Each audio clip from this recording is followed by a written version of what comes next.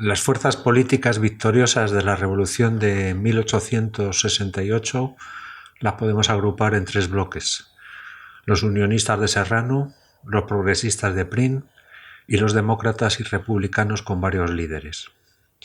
Los primeros, los unionistas, decían que tras el destronamiento de Isabel II el objetivo estaba concluido y se basaban en el sistema monárquico, en una monarquía basada en la Constitución de 1845 y en el trono Alfonso, el hijo de Isabel II, o en su caso sus tíos, los duques de Montpensier. Para los progresistas también el objetivo estaba cumplido con la caída de Isabel II y con el fin de la corrupción, y abogaban por un mayor respeto a las libertades civiles. Y por último, los demócratas y republicanos decían que tras la caída de Isabel II el objetivo estaba sin terminar. Ahora se necesitaba un programa de reformas para satisfacer las quejas del pueblo, y proponían un debate sobre el sistema político a determinar, fuera una monarquía o una república.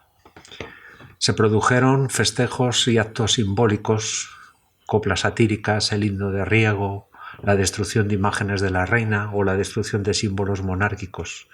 El caso más espectacular fue la destrucción de la Ciudadela en Barcelona. Pero también hubo actos pacíficos como plantar un árbol de la libertad, exposición de retratos de los generales Prim, Espartero, obras de teatro, poemas. Las juntas revolucionarias, que van a ser las que van a gobernar tras la caída de Isabel II, se formaron a través de acuerdos de los jefes políticos y se legitimaban provisionalmente por aclamación popular. Esto se hacía de la siguiente manera: se reunían en el ayuntamiento y uno de los junteros salía al balcón, daba un discurso patriótico. Si recibía muchos aplausos, la junta se legitimaba de esa manera. Mayoritariamente los junteros eran monárquicos de clase media urbana, abogados, periodistas, funcionarios, militares, comerciantes. Y tenían un punto en común los monárquicos y los republicanos, que era instaurar un régimen más representativo y respetuoso con los derechos de los ciudadanos y llevar una política laicista. Proponían como demandas populares la abolición de los consumos, la supresión de las quintas y promover obras públicas. Proclamaron la soberanía nacional, el sufragio universal masculino y la implantación de los derechos individuales. Las juntas nombraron gobernadores, alcaldes y una milicia civil que se llamó a partir de ahora los Voluntarios de la Libertad. Pero lo mismo que se hizo en los preparativos del golpe de Estado, no se definieron sobre el futuro régimen y decidieron que fuera determinado por las próximas Cortes Constituyentes si fuera España una monarquía o una república. Durante la Revolución en Madrid hubo dos juntas, una progresista presidida por Pascual Madoz y una demócrata presidida por Amable Escalante. El 29 de septiembre de 1868, el general de la Concha, en esos momentos jefe del gobierno de Isabel II, entregó a la Junta de Pascual Madoz el poder. Pero la Junta de Escalante, la dominada por los demócratas, el 5 de octubre propuso crear una tercera junta que se le llamaría la Junta Superior Revolucionaria hasta la formación de un gobierno provisional. El 3 de octubre llegan a Madrid los generales Serrano y Topete y reclaman el poder a las juntas. Para contentarlas les prometen que habrá sufragio universal masculino, libertad de religión, de enseñanza, de reunión y de asociación. La Junta de Madrid ante estas promesas accede, pero el resto de las juntas españolas protestó, ya que todas ellas eran soberanas y no dependían todas de Madrid. 4 días después hizo su entrada en Madrid el general Prim, que tuvo un mejor recibimiento que Serrano y Topete, y formó un gobierno provisional, que curiosamente no será presidido por él, aunque va a ser el que tiene el poder. El que presidirá el gobierno provisional es el general Serrano.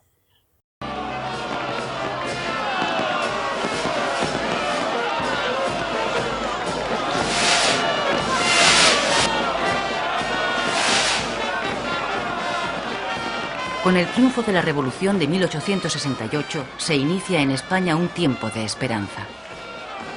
En esos momentos se abre paso un nuevo liberalismo, el democrático, cargado de afanes renovadores, que aspira a democratizar la vida política y a modernizar la economía para que el país pueda sumarse a los nuevos aires que soplan en Europa.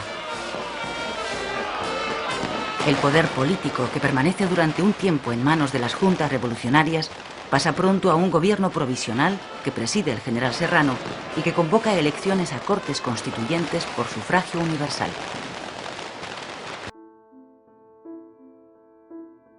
Nació en Cádiz en 1810, cuando su padre participaba en la elaboración de la Constitución de 1812. Inició su carrera militar con tan solo 12 años. Ascendió rápidamente en la jerarquía durante la Primera Guerra Carlista y al finalizar la misma fue elegido diputado por Málaga por el Partido Progresista. Ayudaría a derrocar al regente Espartero. Era un hombre apuesto, de cuidadas maneras, destacaba su distinción en el trato y además tuvo libre acceso al palacio. Fue amante de Isabel II al poco de casarse la reina, 20 años mayor que ella, lo que le permitiría llegar al cargo de ministro de guerra. Su relación duraría un par de años, siendo cortada por Narváez en 1848. Serrano estaría apartado de la vida pública hasta 1854, cuando participó en la Vicalvarada, curiosamente revuelta encabezada por Narváez y Espartero, y 2 años después ayudó a O'Donnell a derrocar nuevamente a Espartero. Durante los gobiernos de la Unión Liberal fue enviado a Cuba como capitán general entre 1859 y 1862. Período en el que se enriquecería al permitir el tráfico negrero. A la muerte de O'Donnell, Serrano lideraría la Unión Liberal y España. Serrano nunca tuvo inconveniente en cambiar sus apoyos o postura política. Quizá por eso resulte menos sorprendente que en 1868 se uniera a la revolución contra la reina, de la que había sido su amante. Fue nombrado presidente del gobierno y regente, tras la marcha de España de Isabel II. Cuando Amadeo I de Saboya llegó a España, Serrano dejó el cargo y quedaría apartado de la vida pública hasta que se lo relacionó con el intento de golpe de Estado en 1873 y se vio obligado a exiliarse. Regresaría a España al año siguiente para liderar el último gobierno de la Primera República. Nunca logró adaptarse al sistema político turnista de Cánovas y no gozó de las simpatías de Alfonso XII. Murió en 1885 a los 75 años. El gobierno provisional estaba formado por 5 progresistas, 2 de ellos militares y 4 unionistas. No había ningún demócrata. La razón de ella era el temor que tenía Prim hacia ellos y había una desconfianza mutua entre las juntas y el gobierno, pero ambos se necesitaban. Lo que se le ofreció a los demócratas fue a su líder, Nicolás Rivero, la alcaldía de Madrid, que éste aceptó. Esto supuso la ruptura definitiva con los demócratas y estos se radicalizaron y trajo consigo la pérdida del apoyo popular al gobierno provisional. El 19 de octubre se dio orden de disolver las juntas revolucionarias. El gobierno emitió una circular a los gobernadores provinciales. Los demócratas aceptaron el gobierno provisional y una monarquía democrática con unas concesiones a cambio, como eran el sufragio universal masculino, la libertad de prensa y asociación y los jurados en juicio, además de un compromiso de convocar elecciones municipales. Pero no todos los demócratas estaban de acuerdo con estas concesiones y los demócratas se dividieron en 2 grupos. Por un lado, los cimbrios, que son los que aceptarán transitoriamente una monarquía constitucional, y por otro lado los republicanos, que rechazaron estas concesiones, y estos también a su vez se dividieron en 2 grupos, los unionistas y los federales. ¿Qué pasó con los junteros? Pues los junteros se integraron en los nuevos ayuntamientos y diputaciones, pero muchas juntas que no aceptaron siguieron existiendo, pero vivieron en la clandestinidad. La segunda medida del gobierno provisional fue el desarme de los voluntarios de la libertad. A cada uno se le entregaron 30 reales y se le dio un puesto de trabajo con la condición de que entregaran su fusil.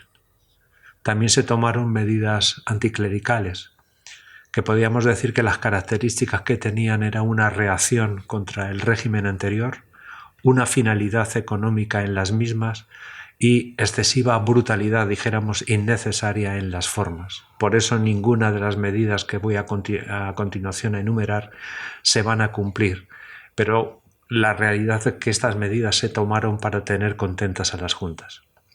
Las medidas fueron la disolución, expulsión y confiscación de la Compañía de Jesús, que los curas no supervisaran las escuelas, la disminución de la capacidad jurídica de los religiosos de las órdenes, la extinción de las órdenes que habían sido disueltas en los años 30 y que se habían vuelto a constituir, la reducción de un 50% de las órdenes religiosas, la prohibición de dar conferencias a la Orden de San Vicente de Paúl, que se dedicaba a la asistencia domiciliaria, la libertad de enseñanza y, por último, la reanudación de las subastas de la desamortización.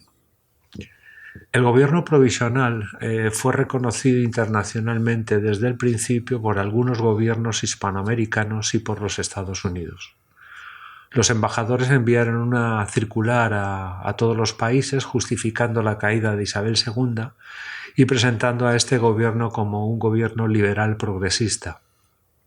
En la misiva no se pedía el reconocimiento oficial hasta que las Cortes definieran el sistema político en España.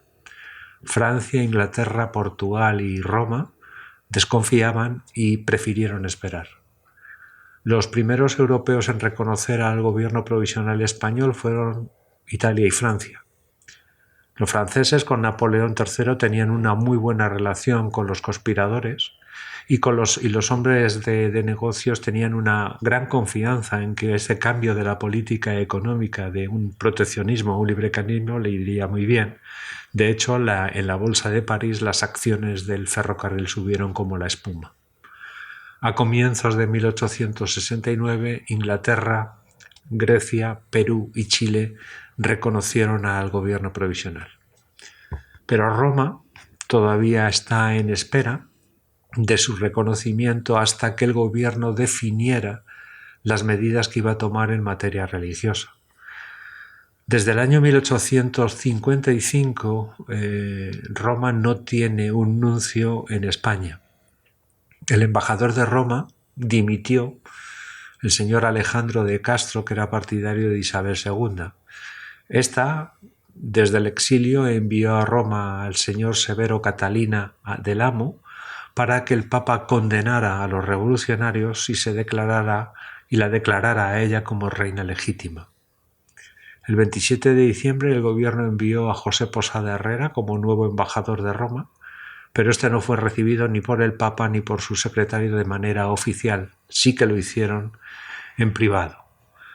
El 8 de marzo de 1870, Pío IX recibe a Alfonso de Borbón, al hijo de Isabel II, pero en esta reunión no condenó el régimen español ni tampoco recibió a Isabel II. El programa político del gobierno provisional se basa en 3 puntos: rechazo de la Constitución de 1845, la implantación del sufragio universal y la soberanía nacional. En cuanto al sistema político, vuelvo a repetirme, unionistas y progresistas estaban a favor de la monarquía, los demócratas estaban divididos entre monarquía y república, y el gobierno, que debería haberse mantenido neutral, no lo hizo y se postuló a favor de una monarquía constitucional. Los decretos en los que se va a basar el debate del nuevo sistema monárquico en España vienen de los acuerdos realizados en Ostende, que decían lo siguiente: sufragio universal a los mayores de 25 años, hombres, libertad de enseñanza, libertad de imprenta, libertad de reunión, libertad de asociación, convocatoria de elecciones y una reforma de Hacienda para recaudar más impuestos.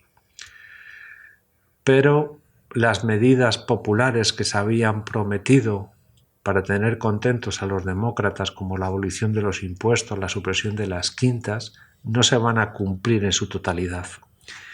El impuesto de consumos, que grababa 20 artículos sobre el comer, beber y arder, fue suprimido y reemplazado por otro que se llamaba el impuesto de capitación, donde todos los mayores de 14 años debían pagar dicho impuesto, y ese impuesto era proporcional a la riqueza. No se va a poder aplicar el impuesto de capitación por incapacidad para gestionarlo e imponerlo. Por tanto, la política fiscal volvería nuevamente a su modo de ser, a gravar sobre los impuestos indirectos. Fue suprimido el estanco de la sal, pero no el del tabaco ni el del papel timbrado. Y las quintas no fueron abolidas, ya que se necesitaban reclutas para la guerra de Cuba que estaba en estos momentos. En diciembre estallaron en España diversos levantamientos republicanos. Los más violentos los situamos en Andalucía, Extremadura, Cataluña y Valencia. Fue un gran error por parte de los republicanos hacer estos levantamientos, porque justificaron el empleo de la fuerza al gobierno y además debilitaron la tendencia federalista, ya que cada junta se levantaba por motivos diferentes debido a la falta de coordinación que hubo. El 1 de enero de 1869 el gobierno provisional decretó la incautación de bienes de la Iglesia, lo que va a suponer la ruptura de relaciones con Roma. Los gobernadores civiles, acompañados de un funcionario del cuerpo de bibliotecarios, archiveros y anticuarios, se personaban en los edificios religiosos para inventariar los bienes y clausurar los locales, excepto los objetos de culto y las bibliotecas de los seminarios. La medida estaba justificada en que se debe la protección de estos bienes antes de que fueran destruidos, robados o vendidos. Esta incautación se debía hacer el mismo día en toda España y sin avisar, para evitar su ocultación. El vídeo que vais a ver a continuación es sobre la aplicación de este decreto que se hizo en la Catedral de Burgos y que no terminó nada bien. Isidoro Gutiérrez de Castro, gobernador civil de Burgos, fue asesinado el 25 de enero de 1869 en la catedral por una muchedumbre enfurecida, como respuesta a la misión que había llevado el político al templo, inventariar e incautar los objetos de ciencias, letras y artes del cabildo. Un frío 25 de enero, Isidoro Gutiérrez murió a manos del clero. El gobernador civil, acompañado por todos los miembros del comisionado, se acercó a la catedral, una revisión por lo visto inusual, ya que a un buen canónigo le dio por vocear que a la pobre iglesia querían robar. Apenas el gobernador entró en el archivo, el claustro entero se llenó de ruido. Eran unos cuantos asaltantes que gritaban de manera alarmante. El gobernador, asustado, acabó rodeado de un grupo malavenido que lo dejó malherido. En la nave central lo siguieron golpeando y hasta la puerta del Sarmental zarandeando. Le desnudaron y desorejaron y en la plazuela contigua medio muerto dejaron. Una historia que parece increíble, de un guión de Hitchcock quizás susceptible. El 25 de enero de 1869, el gobernador civil de Burgos, Isidoro Gutiérrez de Castro, fue asesinado por una multitud. Le desorejaron y arrastraron su cuerpo por las calles. La Guardia Civil, el Ejército y los voluntarios de la libertad no hicieron nada. El gobernador militar tomó el mando y decretó el estado de guerra. Al día siguiente, una manifestación ante la Nunciatura empezaron a insultar al Papa, a la Iglesia y al clero y destruyeron el escudo pontificio. En febrero de 1869 hubo muchos arrestados, pero solo se procesó a gente humilde, con condenas a cadena perpetua o a 20 años o menos de cárcel. La mayoría de estas sentencias no se cumplió y fueron amnistiados en el año 1871. José Posada Rara, que había sido enviado a Roma, lo dejó su cargo y se rompieron relaciones con la Santa Sede, que no volverán a restablecerse hasta el reinado de Amadeo I. La Catedral de Burgos permaneció cerrada hasta el 20 de marzo de 1869.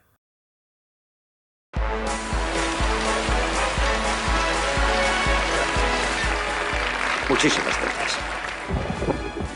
Os prometo que si salgo elegido seré un celoso defensor del bienestar de esta tierra.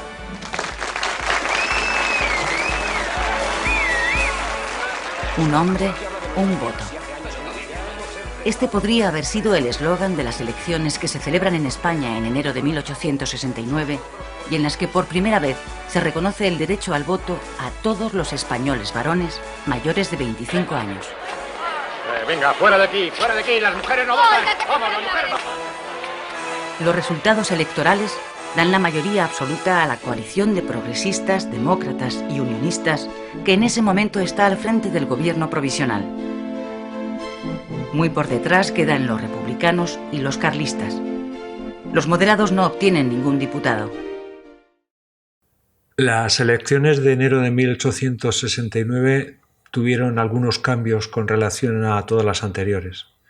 Se cambió la circunscripción electoral provincia por partido judicial y las provincias más pobladas se dividieron en 82 circunscripciones. ¿En qué mejoró esto? Pues que había mayor posibilidad para los candidatos de las minorías. El otro cambio fue el sufragio universal masculino para mayores de 25 años. De una población de 15 millones y medio, 3,8 tenían derecho al voto. También hay que decir que de esas personas que tenían derecho al voto, más del 50% eran analfabetos. Las Cortes serían constituyentes y unicamerales. Se hizo campaña en todos los lados, desde los púlpitos de las iglesias, en las zonas urbanas a través de los periódicos que hacían propaganda por cada partido, y en las zonas rurales se publicaron una cosa que llamaban catecismos electorales. Desde el gobierno se ordenó que hubiera limpieza en las elecciones, pero no se consiguió, aunque hay que decir que fueron más limpias que otras. Aún así, hubo eliminación de candidatos indeseados, hubo cierre de ayuntamientos conflictivos y hubo presión sobre ciudadanos para que ejercieran el derecho a voto a uno u otro. Se presentaron los carlistas, que además de presentarse estaban preparándose para una nueva guerra, un partido alfonsino, el partido moderado, que no presentaba ningún cambio, sino que simplemente quería la devolución del trono para Isabel II y el restablecimiento de la Constitución de 1845, los republicanos, que querían instaurar la república, la supresión de las quintas y la abolición de la esclavitud. Y por último, el bloque que ahora mismo estaba gobernando, el bloque monárquico democrático, que querían la instauración de una monarquía constituyente. Los resultados fueron los siguientes. De los 3,8 millones que tenían derecho al voto, votaron 2.700.000. Y los 381 diputados de la Cámara se repartieron de la siguiente manera. Tuvo el bloque monárquico democrático mayoría absoluta con 244 y el resto fueron para los republicanos 85, los carlistas 20 y los alfonsinos 32. El partido moderado no obtuvo ninguna acta de diputado. Si distribuimos geográficamente el voto, los miembros del gobierno del bloque monárquico democrático ganaron en Galicia, Asturias, las dos Castillas, Madrid, Cataluña Interior y Andalucía Interior. Los republicanos obtuvieron sus mejores resultados en las ciudades del Mediterráneo y los carlistas en el País Vasco y Navarra. A partir de ahora se inicia lo que se denomina en la historia el sexenio democrático o sexenio republicano, que va a ir hasta la caída de la Primera República.